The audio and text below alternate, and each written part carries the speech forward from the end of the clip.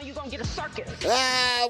That's what needed to be said. Sometimes you let it all out. Married at First Sight is officially back, and the clown show is here because the madness is just incredible, and you won't believe what happens.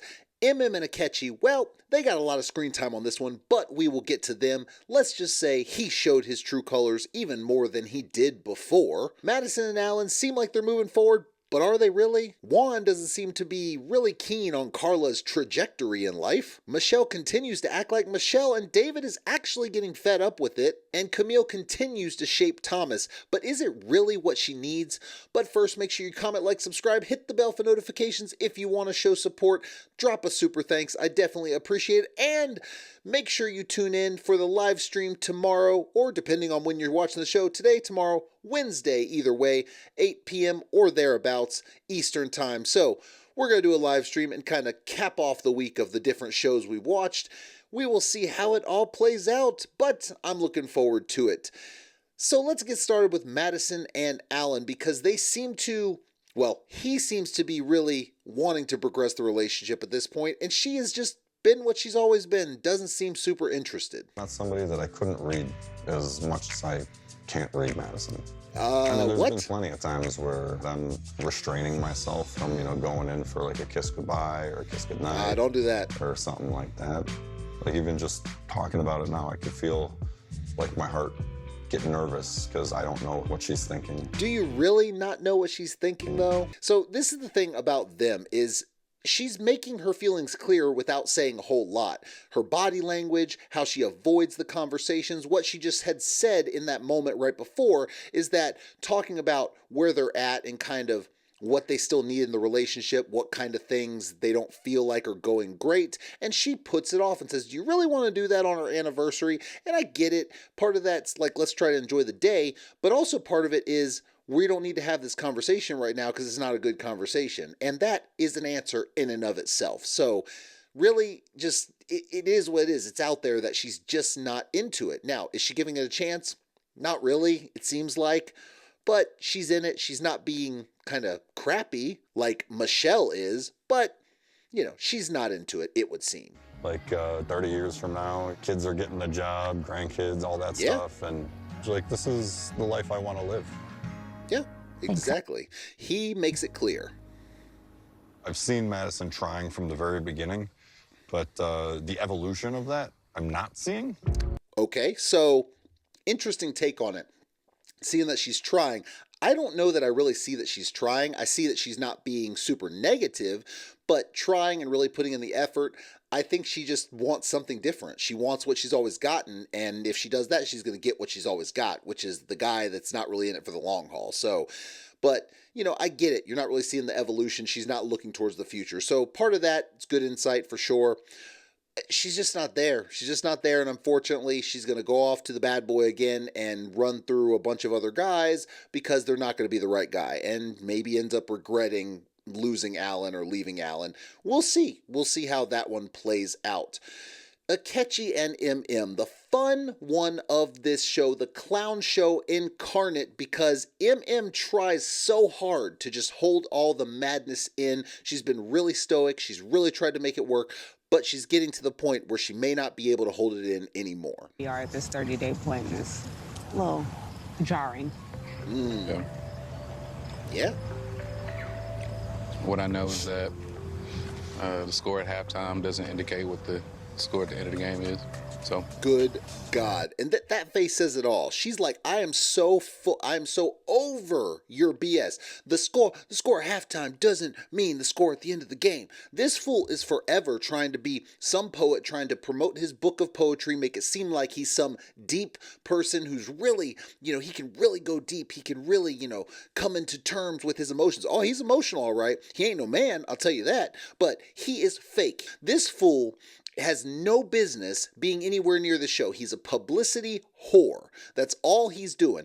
And it gets worse. That's just kind of all the built up stuff. And she's still holding it in. So kudos to her for continuing to hold this one in. You're hoping to celebrate each day at a time. yeah. Okay. Is that something you're actively doing? Nice. Nothing. Nothing. See, this is a person, he likes to make it seem like he answered the question, but this is a person who has no answer. No. No. Exactly.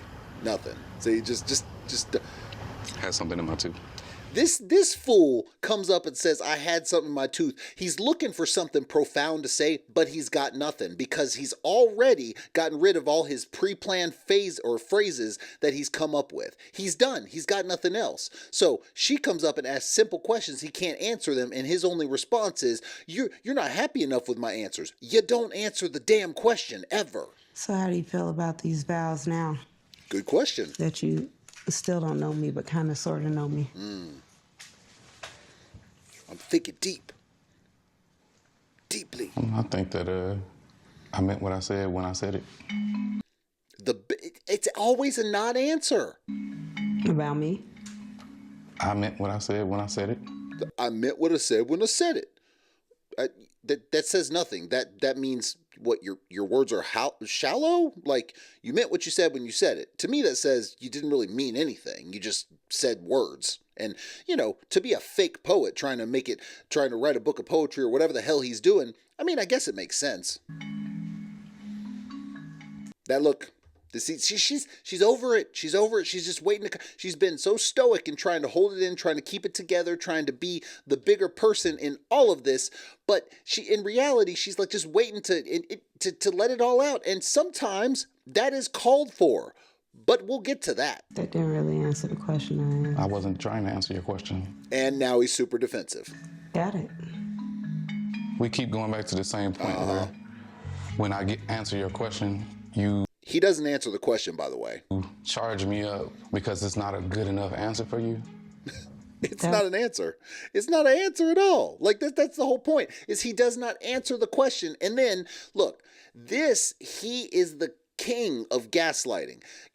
And I've mentioned this, if you have watched any of my videos, you know that I hate gaslighting because it's so overused. I hate everyone says everything is gaslighting when it's not even really what gaslighting is. This fool is the epitome of gaslighting, trying to blow something up, making it seem like you are the problem when you're not.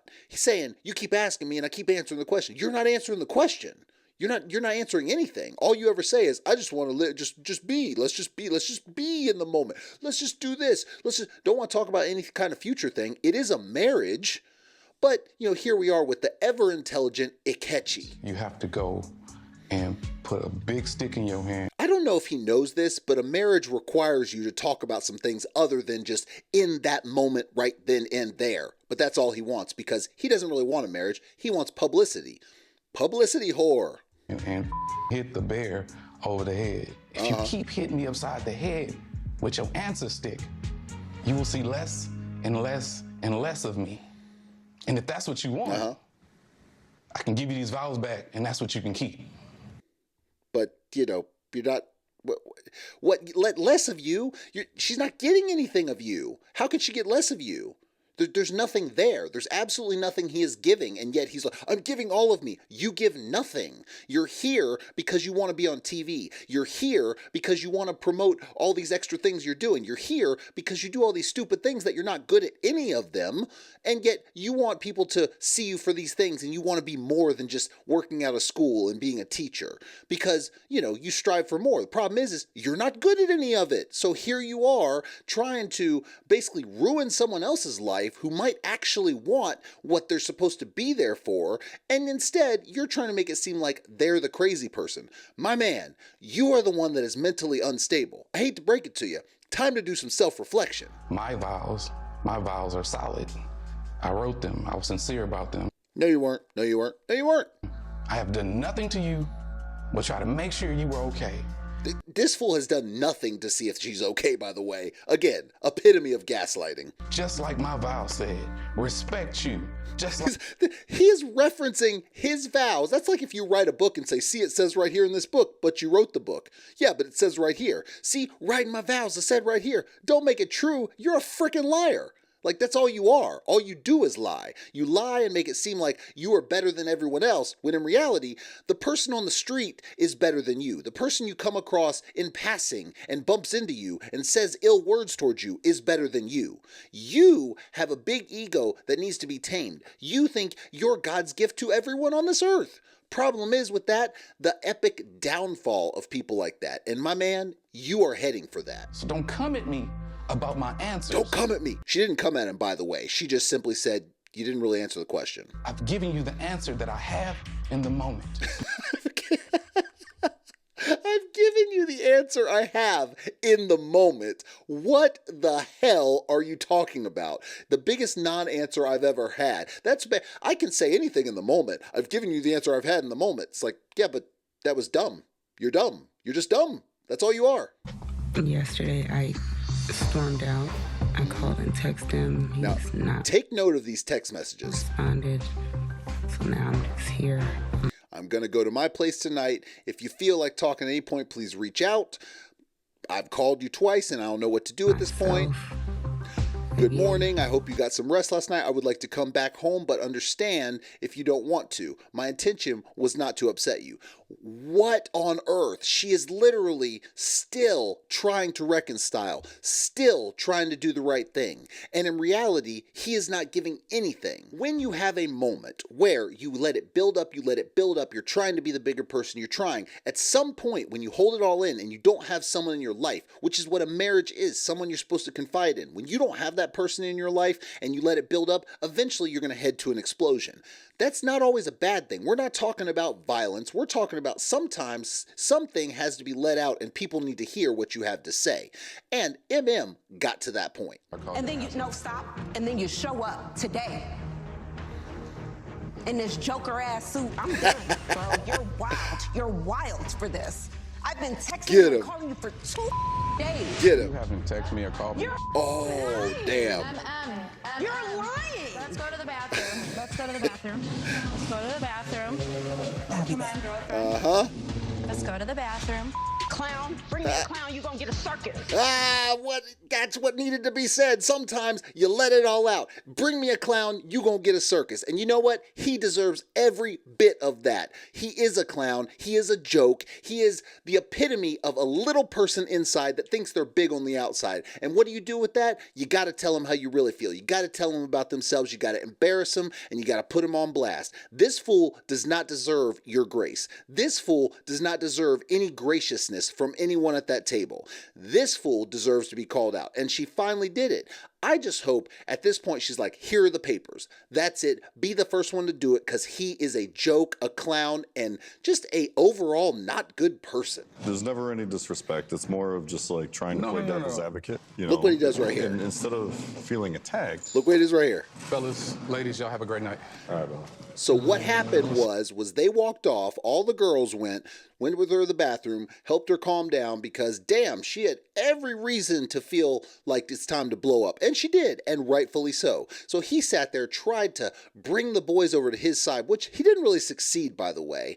And then as soon as they get back, he gets up and leaves. You know what that is? That is a coward. That is a joke. That is no real man. You know what? He didn't deserve it to begin with, but it's revoked.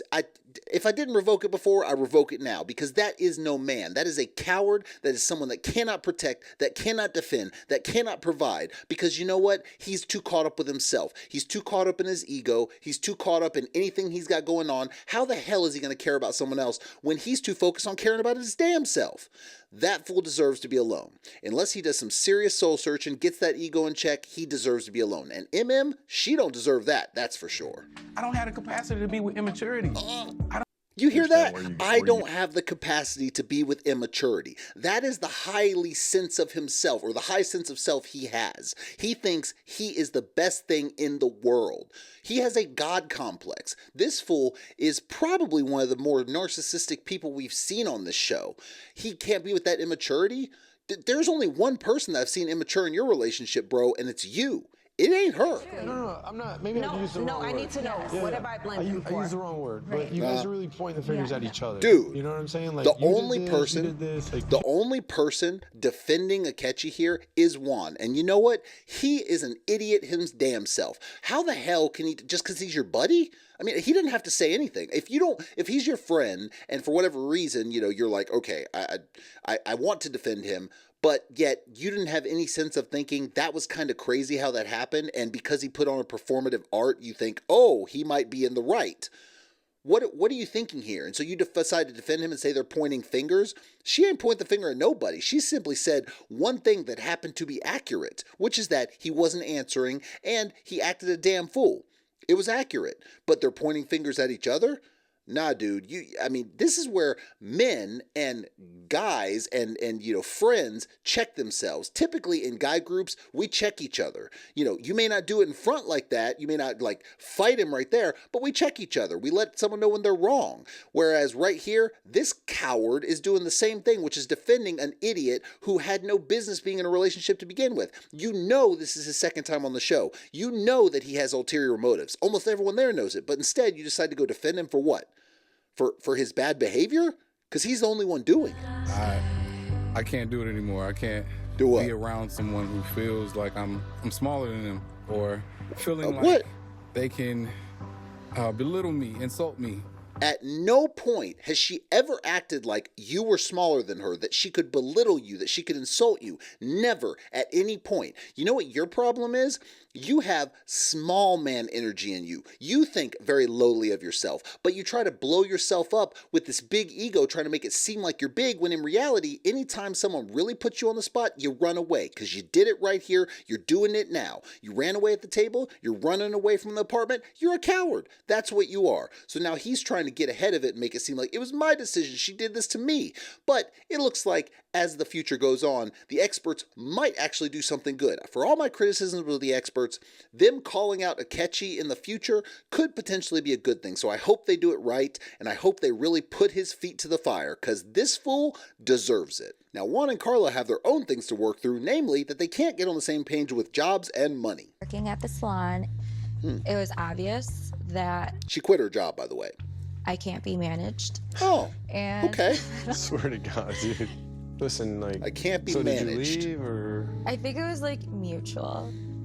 So you probably got fired then, because if you're saying, I think it was mutual how you left, no, I think you got fired. So what's the plan? She has none. The reality is he talked to her about potentially doing her own thing and was kind of saying, it's a lot of work, you can do this, you can do that. And then she just up and leaves her job with no plan. And that plays out a little bit more. Talking about something is one thing, but executing something, an idea is different. I'm excited that bigger and better things can come about. That's been like a message of the universe. She's got nothing. It's a message of the universe that bigger and better things are going to come. So in reality, she has no idea what's going to happen. She did something on an impulse, or they fired her and she's trying to cover it up, and now she doesn't really know what she's going to do. Well, that could be a problem in a marriage too if y'all can't get on the same page with where the income's coming from, when y'all are working, you're just starting out and you already quit your job, and do you have a plan for your own business? Yeah, that's going to be something you might want to have a conversation with, but you did it, well, according to you, it seems like you did it on a whim. But the way you describe it, I think you might have got fired. Well, now we can, since you don't have a job anymore. At least they can joke about it, I guess. We have plenty of time in the morning.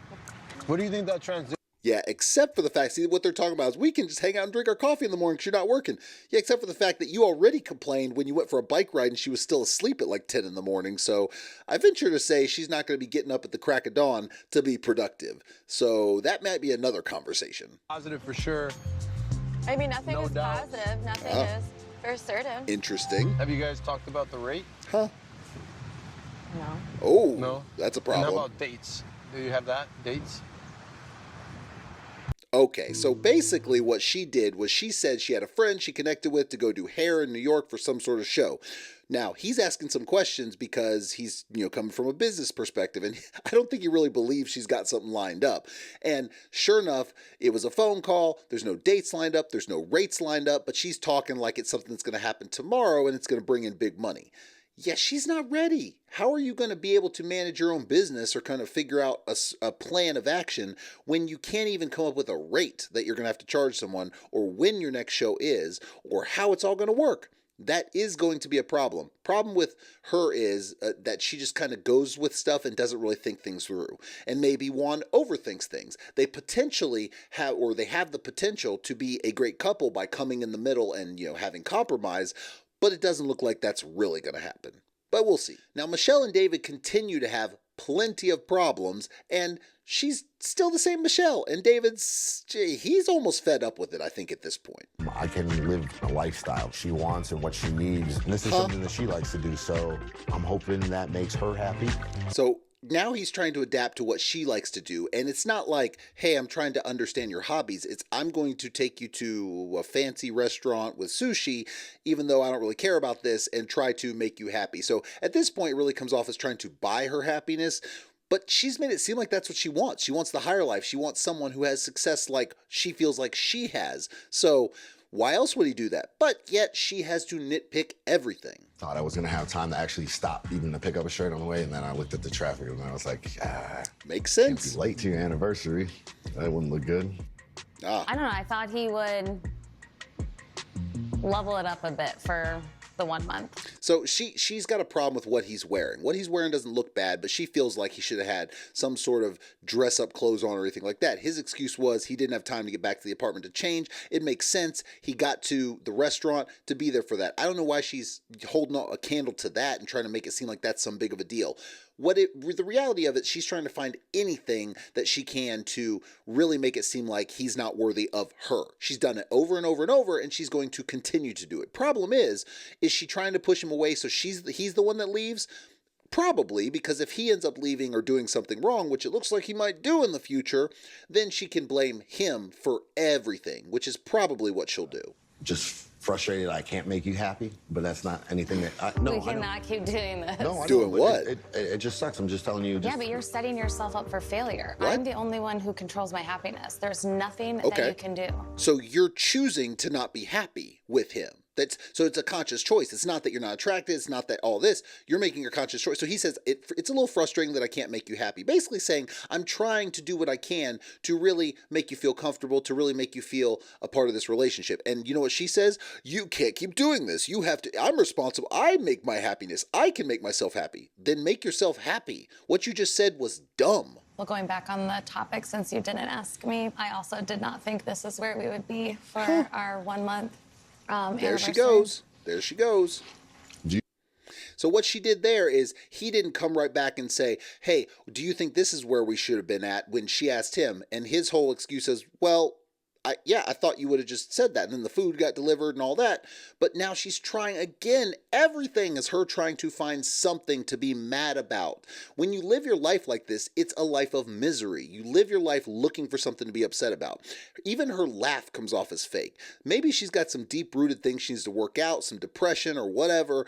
But either way, it doesn't come off as genuine. And that's a problem. Not just for this relationship, but for any relationship going forward. And she can't see someone as maybe overlooking some things. If they don't make the money she does or whatever, then it's not good enough. She is never going to be happy, never going to be satisfied, and that does not lead to long-term happiness. I don't feel great about this. The relationship, the marriage, us. Oh. Because there's no connection, I'm not able to move forward. Okay. Oh. But you haven't tried. So that's the problem. Is one of the problems. You cannot make, if it's someone you're not attracted to, fine. That's fine. But leave. You keep saying that now, now you're saying there's no connection. I can't move forward. Okay, then leave. Simple. But yet you're going to continue to try. Why is that? You clearly are not going to go anywhere with this relationship. It's not going to last. In fact, it's only going to lead to other problems in the future. So why are you still there? Seems like there's some ulterior motives for her, where she's continually trying to save face when she just can't because she's not a nice person. It sounds like he came on his break, which is awesome.